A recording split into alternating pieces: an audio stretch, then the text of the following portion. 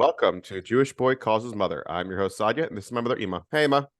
Hello, my sweetness. I'm making myself some chamomile tea. I must show you this. Can you see it? Yeah, I can see it. Okay, Wonderful tea. this is this is a handmade cup from Israel. Oh, wow. Yes, That's awesome. that we donate. I donate to it's called Lev Ha'olam, Mm-hmm. and the money goes to young businesses that are starting on what they call the West Bank. It's not really the West Bank. It's Judea and Samaria, really, I know. it's really Yerushalayim, but it's they call it quote unquote the West Bank, but it's not really. Because when you go Okay. to Israel, it's not like you're going to the West Bank any place. It's like right outside of Yerushalayim. So, but anyway, so this is one of the handmade cups they send. What they do is they send you samples Yeah. of the businesses that you donate to. So this was a ceramic cup that was handmade by this person who makes these beautiful handmade vessels. And they sent this cup, and my cat seems to always be jealous. And I'm on the phone. Stop calling me beast. No worries. Yeah. All right. So now that we're done with that, I was hoping we can talk about the Jewish music experience. I was listening to a podcast earlier this week, and they were interviewing Matisyahu, the famous reggae singer. And it started reminding me of when Tati introduced me to him, because you and him went to a wedding and saw Matisyahu perform. This was way back in the day. And he took one of Matisyahu's CDs, one of the original ones, King Without a Crown, I think it was called, or Shake Up the Dust, Arise. And he gave it to me, and he told me that, like, I'd probably enjoy it, because I was kind of turned off by a lot of, Jewish music of the time. And I fell in love with it completely. And the topic I guess I want to talk about is what exactly kind of happened with the Jewish music from when you became a Baal Tshuva, when the 80s tech boom hit and all this music came out. Then the 90s, it kind of died off. And then in the 2000s, it started picking up again. And now it's a totally different genre of opportunity. Well, let me go back to when I was young, when I was like say like in elementary school, when I was little, from like K to elementary school. There were two Jewish radio programs that aired every Sunday.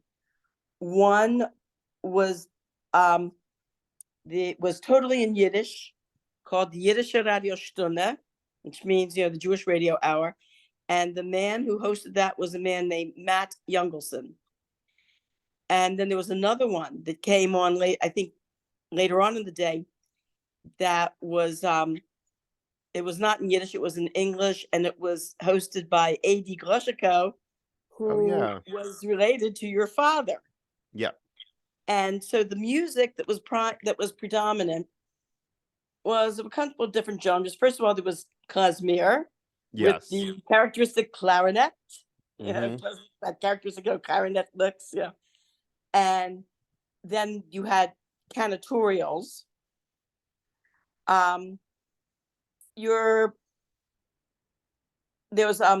We had my mother, as a matter of fact, owned these old, I think there were 78s that played for just maybe 10, 15 minutes. And they were the 78s of Yessel Rosenblatt doing cantatorials.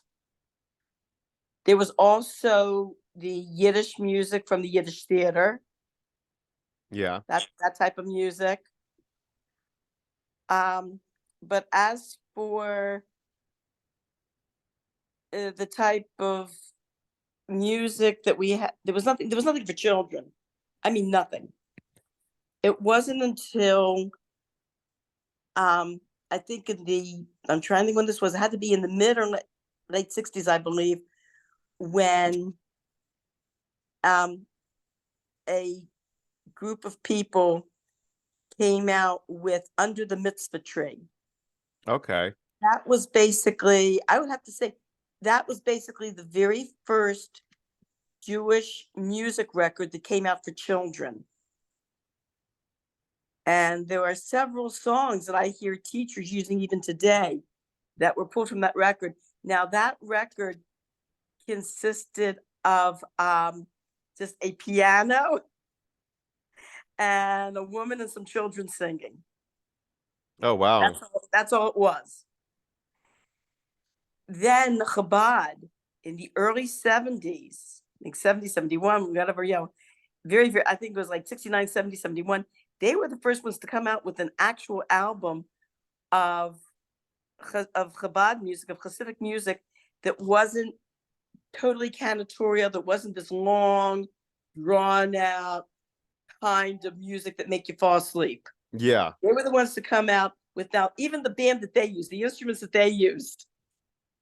I hate to say it, compared to today's standards, it was really appreciated for the time. But looking back at the quality of the music, they sounded like a high school band, which isn't bad. Okay, I know those people, there are many high school bands that sound very, very good. But this sounded very high school, like a high school band. It was a violin, it was a piano. I don't know what else, but for the time, it was, people really enjoyed it. And the head of Bayes Rifk at the time, Hannah Gerwitz, told us a funny story that I don't think she was a young girl at the time. She might have been like in high school or something, or junior high school. And they called this plumber to take care of some plumbing problems in their bathroom. And they were downstairs and they were playing this Chabad album, the new Chabad album came out. And they hear like all this like stamping going on in the bathroom, like rhythmic stamping. And what's going on? So they ran upstairs to the bed and see what's going on. Like, what's this plumber doing? The plumber, while he was working on their sink, was dancing to the music. I love it. I love it. I see some viral videos that come out every so often where you have like non-Jewish people like listening to like Jewish music or blasting Jewish music or like singing along to the songs or singing everything like, perfectly, like the lyrics and everything like that. And it gives me joy. It really makes me happy knowing like there's a part of me that feels like, I guess it's this Jewish, lack of pride. Like I don't really think like I like it. I don't know if anybody else likes it. And then when I hear like, or see like non-Jewish people really like our music, I'm like, wow, that's amazing. That's so like, interesting. Well, there was one time where I have to tell you that there were, there are people, sometimes we come across this all the time, that as they're driving their cars, they're blasting this, real obnoxious, just loud music. Just loud music. That's all. They're playing this loud music. So your father, it was the tape he put on. Do you remember? I don't know what group did it, but the one, Sichas, I think it's called. Yeah. So your father went ahead and blasted it, and there was this non-Jewish girl that heard the music, and she started dancing to it. I think I remember that happening. It was like Cholamoid, and like we're like leaving like the house, and like he was just sort of blasting the music, and I saw these two girls walking by and just dancing to it, and thought it was cool. Yeah. Look, it's like, I don't know. There's this other thing. It's like a lot of people have issues with like the fact like a lot of Jewish music can be very depressing. I know a lot of people feel like A.B. Rottenberg music can get very dark and like depressing, with his lyrics and his songs. Well, if I could make like an observation, I've noticed. Well, it's not that I've noticed, but in general, the difference between the regular Western Ashkenazic Jews and Hasidic Jews is the big difference between this. They were the, how can I say, the progenitors. What am I saying? The people who are pushing something, who are, promoters. They're the promoters of the Musar movement. Yeah. And we, on the other hand, are promoters of Hasidic philosophy, which is supposed to bring out more joy. The whole thing about we're supposed to bring out the joy of davening, the joy of doing the mitzvahs. And I think that our Ashkenazic, I know some people are going to be mad at me about this one, but I think our Ashkenazic, Lithuanian, and regular German brothers have a tendency, because of their Muslim movement, to be a little like a little on the depressing side. Well, I enjoy it. Like I like A.B. Rottenberg, but like I would listen to one of his songs that I really enjoy. It's called "The Place Where I Belong." It's about a Sefer Yes, Torah yes, that was in Ukraine during in the shtetls, and then the right. Holocaust happened, and then after the Holocaust, he gets taken to America. The Torah gets taken to America and then put on display instead of being used. Yeah. Well, the And go ahead.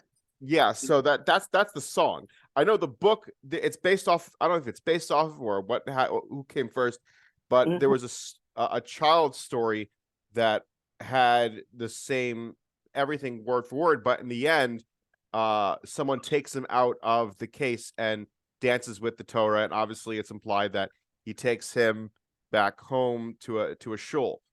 Yeah, that they found the owner. They found the great grandson of Yankel the scribe, who wrote the Torah, and they were able to, and they asked him if he would like to have since it was his great grandfather's Torah. They invite him, to come to the museum and take it out, and he takes it to the shul, and Yeah, everybody dances with the Torah once more. Yeah, that was. I think the ending in that book was a lot more positive, obviously, than yeah. the song This was. this song was more of like what will happen. Like this is because sadly enough, it's true. There are a lot of Torahs that are on display that should not be on display. That should be used.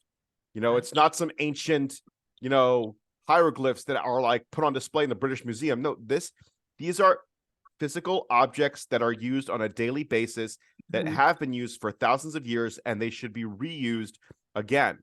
They shouldn't be put on display in museums. It's inappropriate. It's in a way it's a disservice to the items themselves.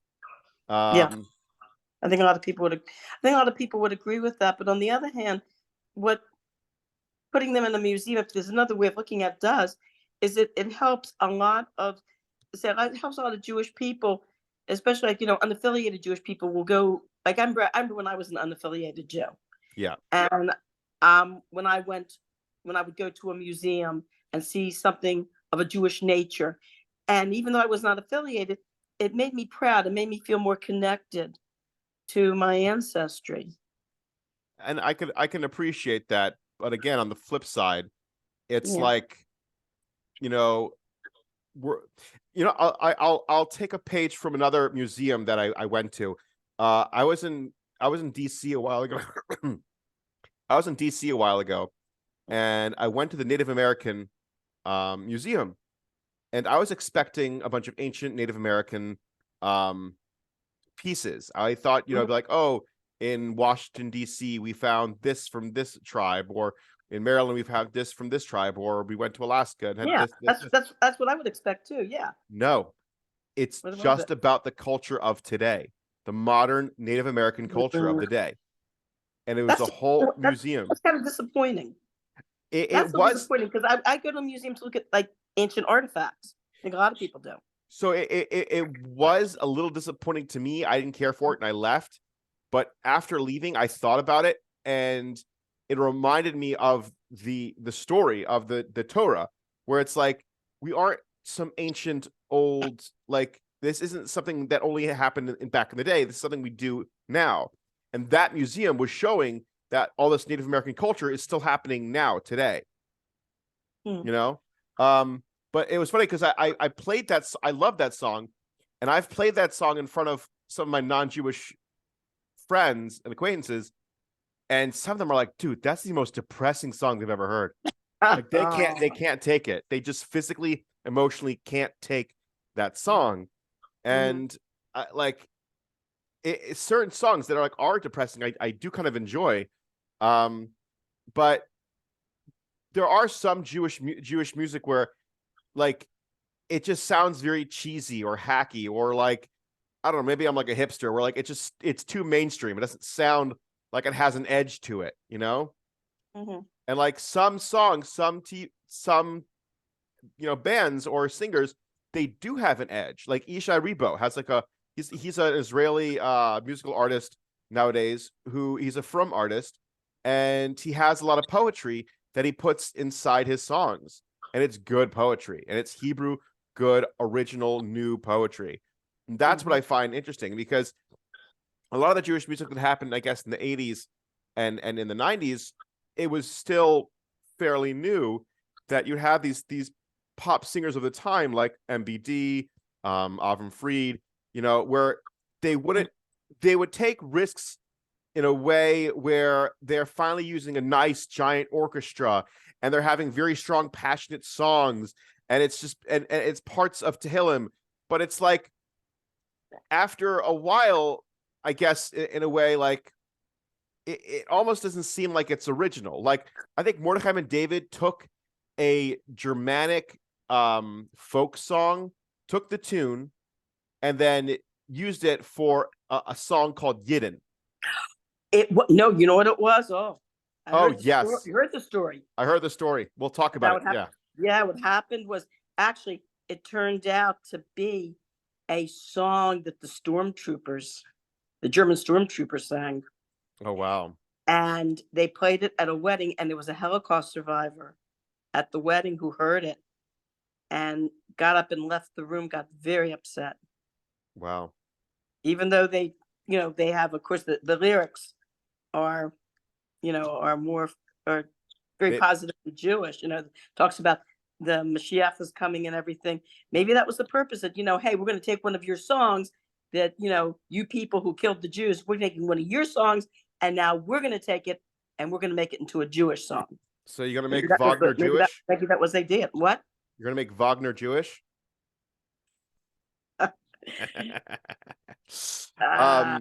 But yeah. I mean, yeah, that's another thing. Wagner.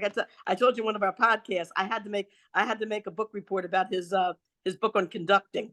Oh, wow. Yeah, we talked about that one. Yeah. So I remember talking about this topic to a few people on Facebook about why can't, like, the originality in Jewish music, because so much Jewish music is taken from non-Jewish songs. Well, there is, quite honestly, I don't think there is what we could call like pure Jewish, because we Jews have been all over the world, and every place we've gone, we've absorbed certain aspects of that culture. And there's nothing. How can you say that something is purely you can't say anything is purely Jewish, because it's there's so much in every place that we've been that we have borrowed from their music and their art. There's even when the Jews, like when the Jewish people, where did the Jewish people become a people? Not in Pesach is coming up. Okay, so we all know the answer to that one. It wasn't in Israel that we became a people. We became a people in Egypt. When we grew, that's where we finally became a nation, a separate nation. As we left Egypt, and we received the Torah at Har Sinai, again, right outside of Israel. We were not even in Israel. So I'm sure we absorbed a lot of music and art from the Egyptians when we were there. I think I've mentioned this. I think I mentioned this in a few other podcasts. But I remember I did some architectural research in Egypt and Jordan, as well as, just some academic work on the Beis HaMikdash for architecture. And what I've noticed is that the style of architecture, from what we know is the Solomon's Temple, is very similar to the layout of a lot of temples at the time in Egypt, in Jordan, just the way things are set up. So I guess in a way, it's like, what makes something Jewish is that as long as it has the Torah and mitzvos in the background, because it's something that's, I find it kind of silly, kind of stupid, kind of ridiculous, but it's like they have this whole idea of like, well, bagels and lox is Jewish. Pastrami it really and rye isn't. is Jewish. It's actually European. It's just what I'm saying is it's like from that. It's actually like northwest European. Because when I went to Germany in the when I went to Germany in the 1970s, I was shocked to pass through some restaurants and see people eating herring and sour cream. I'm going, wait a minute, isn't that supposed to be Jewish food? Well, it's also, well, bagels were made by Jews. They were created by Jews because something along the lines of, like, at the time the Catholic Church had a hold on making bread, and the only thing the Jews were able to make at the time were bagels. I don't. But there's also something too, like when you go to the Middle East, you notice that the bagel like bread, that type of bread where there's a hole in the middle, like a donut type bread. I've seen a lot of that among Arabs when I was in Israel. Yeah, the bagel, that's different. But we're talking about the bagel from that came from a lot of Eastern European Jews.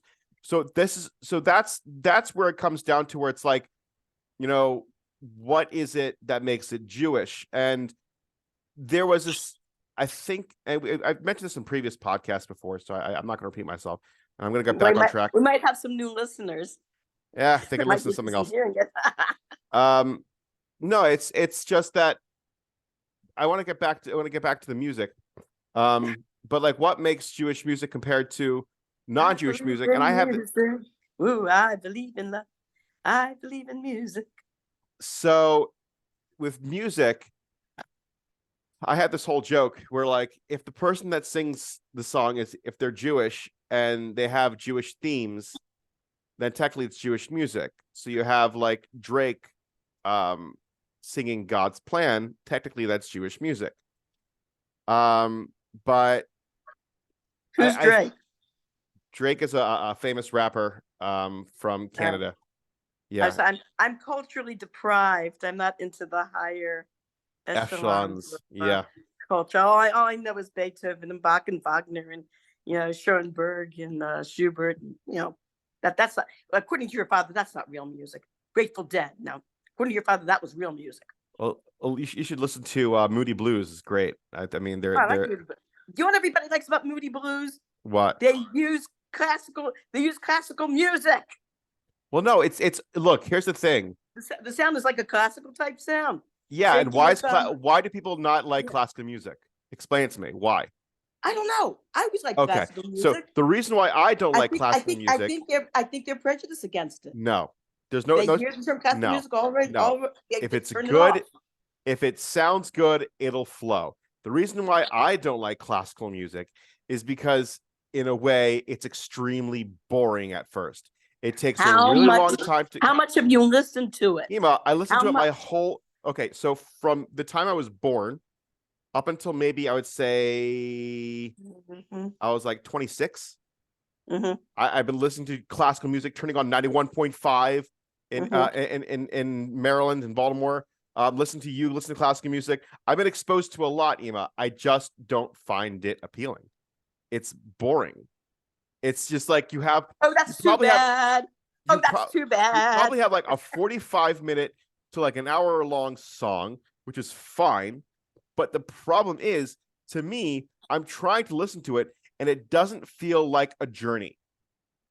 Well, to me, it feels cold like and rigid. Like rock and roll. You listen to the song once, right? Twice, 3 times, 4 times. 2 weeks later, it's gone, and there's another one that's now #1 in the country because there's not too much substance to it. Classical music you can listen to over and over and over again and still pick out different things that you didn't hear before. You know what I liked listening to? Dark Side of the Moon by Pink Floyd. That's a 45-minute album, and the entire album, it's like an orchestra. And I can listen to it all day, every day, and it is amazing. You said something. You said it's like an orchestra. I said like an orchestra, not an orchestra. But isn't that sound like Correct. An orchestra type sound? So here's the point. Classical music? So yes, so this is the idea of postmodernism versus modernism versus classical. So classicalism had so many rules on top of rules on top of rules, it was too crowded. The classicalist rules are too crowded. It depends. There's too many things going on.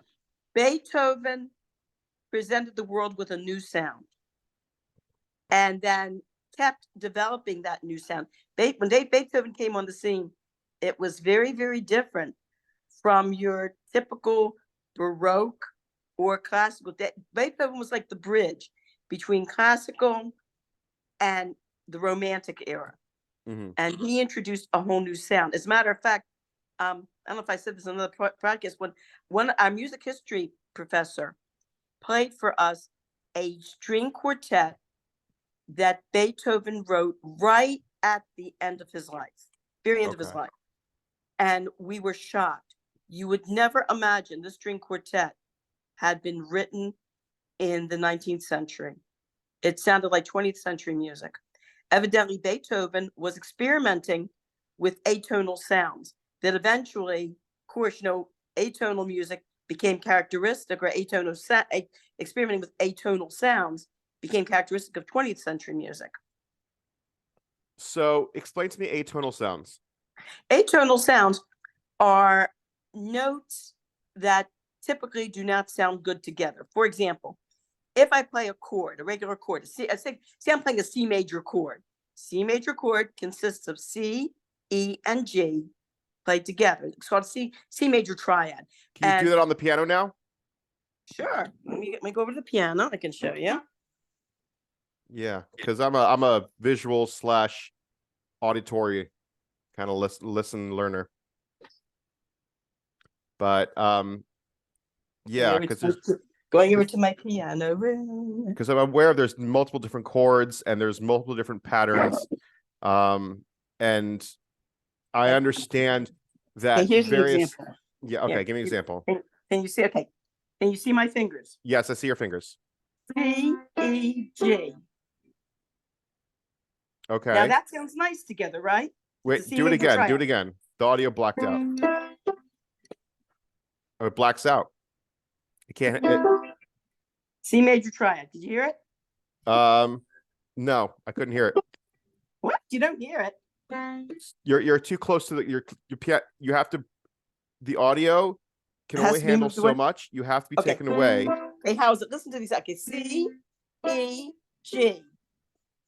Hear that sound now? No, you can't. I can't hear it. What? Yeah, it doesn't play. Play it. How's it now? Nothing. I can't hear it. It's not going over. It's not going over the audio. What? Nope, it's not hearing it over the audio.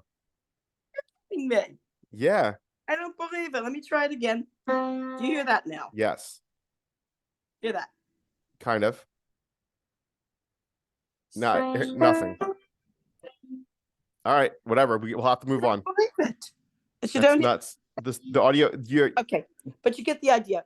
I can't believe that you don't hear the audio. But anyway, no. C, E, G goes together. It's a chord.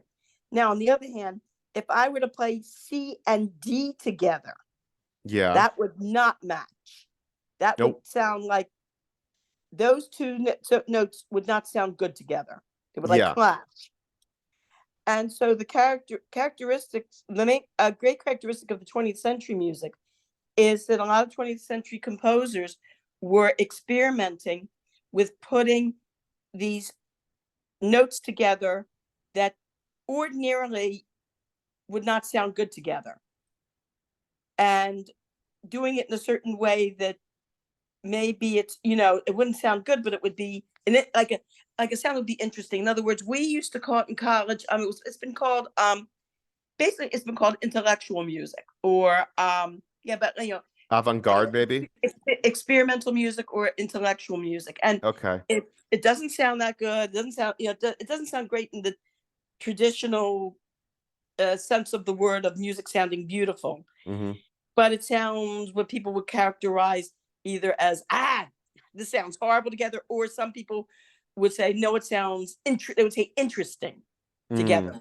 But they wouldn't say, oh, it's so beautiful, it sounds good together. There was one of my music teachers in junior high school who every time I went to his office to talk to him, ask him something, he was always playing Schoenberg, or he was always playing Scriabin. Those were two main, you might say, experimental music composers that were experimented with atonal music.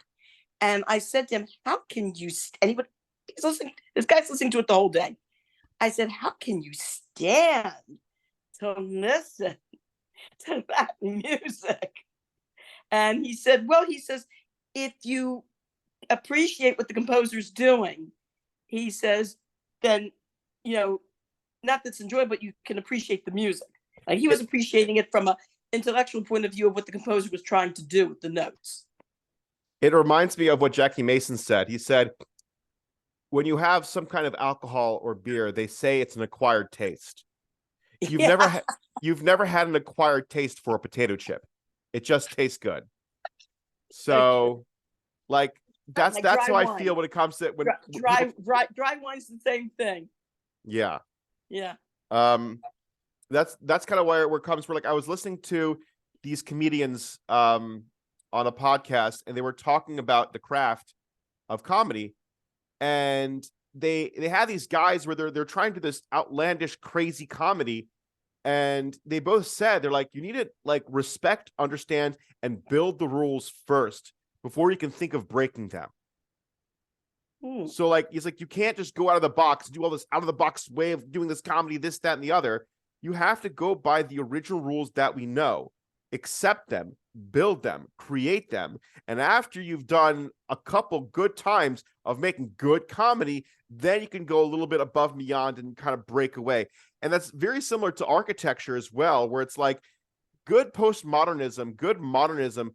The only reason why it's good is because whoever did it understood classicalism first, understood Baroque first, understood these movements before it. Because if you don't understand the Renaissance, if you don't understand these other movements, and then you try to jump the gun and try to do something, out of the box, you're not going to do out of the box because you don't really know what the box is.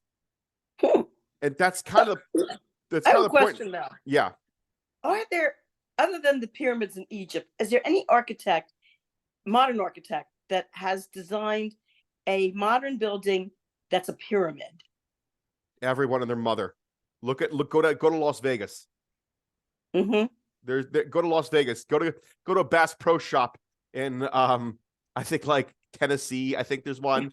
Go to the IMAX theater in Eilat in Israel. There's, besides the Mayan pyramids, which were technically after the Egyptian pyramids, it's just like everyone and their mother can make a pyramid. It's just what's amazing about the pyramids is that no one still understands how they were made. You have speculations, they have ideas. They say that they use different water banks, but like the sizing of the stones and what they did to create it would take like modern day technology like a lifetime to do, and these people did it like without that, like at a quicker pace. So like it just doesn't kind of add up. And like archaeologically, it's just there's a whole mystery to it. But we gotta go. But we have. I've got my own idea about that, though. I think what it is, if you're a slave and you've got something with a whip, and he says, "Put that brick in there, or you're dead," you're gonna get that brick in there. I guess you're right. I think that was the secret behind the pyramids. So, Ema, could you tell us a story about how, when you were a kid, and how the faculty had an orchestra for you guys? Oh, it wasn't a kid. I was in college. What happened was, Okay. This is a funny story. When I was in college, the entire year, of course, the music students were required to give recitals, and of course, we worked very hard, practicing because the last thing we wanted to do was to look bad in front of the other students playing your instrument, and you don't want your own friends to come over to you and say, "Hey, that was lousy," So you really practiced very, very much to do a good performance. Well, I think it was the vocal faculty, the voice faculty, announced to the students that we've worked so hard all year putting these recitals together, so they're going to treat us to a recital that they're going to give just for us.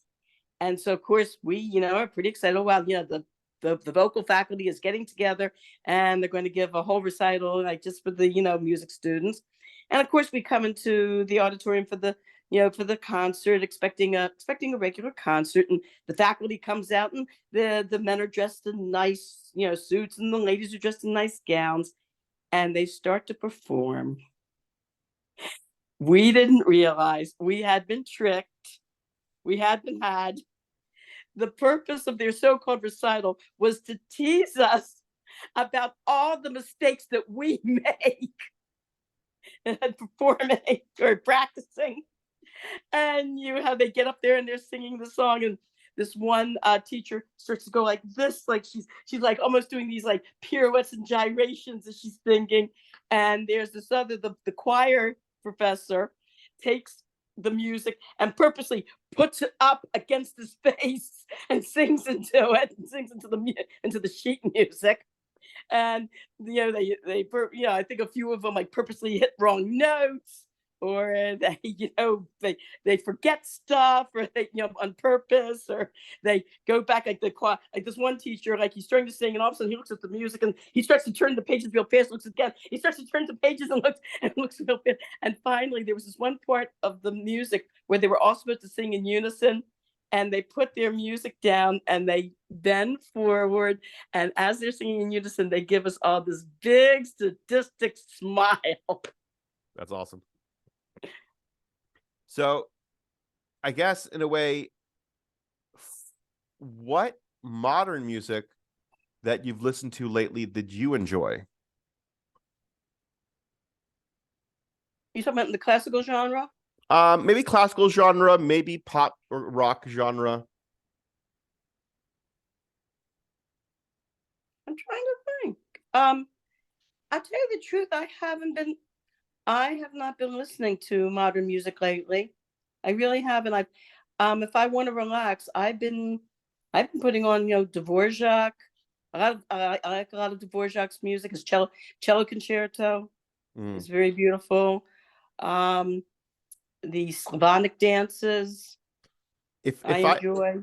Or I've been listening to like Bach's Brandenburg Concerti. If I gave you I would say like Dark Side of the Moon, would you listen to it and then we can talk about it and discuss it? Yeah, I'd be happy to listen to it. Yeah. Okay. Sure. All right. So I'll turn it on tonight while I'm in the shower. That's fine. That's fine. But you have to listen to the whole thing. You can't stop it or skip. It has to be the full thing. And then we could discuss. We'll have a whole discussion because next week I'm going to see you live. That's right. Oh, yeah. Boy. Oh, boy. Oh, yeah. Boy. Oh, boy. Yeah, boy. Pesach. Yeah. Pesach is coming. We're so happy. We're going to sing and shout. It reminds me about one time at the Women's Lubavitcher Convention in Georgetown many, many years ago. Yeah. I got a frantic call from the woman who organized it. Evidently, there was a singer that was supposed to come to entertain the ladies Friday night. And I think she got sick at the last minute or something. And so the organizer knew that I had been a professional singer. And she called me. She goes, Sahaka, please, can you sing Friday night for the ladies? I said, yeah, I'd love to, So I thought so as I was, driving down to the convention, I'm thinking to myself, wait a minute, what music do I know? And I thought, the only Jewish music I really know by heart is Uncle Moishe and 613 Torah Avenue. From all the kids, from all you kids listening to. And so I get there and I get in front of the women's convention. And I go, ladies, I was asked to sing at the last minute, and I'll be very honest with you. The only songs I really know is from Uncle Moishe or 613 Torah Avenue. But I said, but I'll try to dig into the recesses of my mind and see what I can come up with. And I sang Ani Mamin. I think I sang Eishes Chayil, and a few other, like Shabbos from Shabbos liturgy. I sang a few from Tehillim, and Baruch Hashem was pretty successful. They the women really enjoyed it. A couple of women came up to me and said it was a nice. It had to be a cappella. It was Friday night, and they also said it was a very nice a cappella performance. That's awesome. That's great. All right. I guess I'll see you, God willing, next week. Okay, sweetheart. Love you. Love you. Safe trip. Will do. Safe trip. God willing. Bye-bye.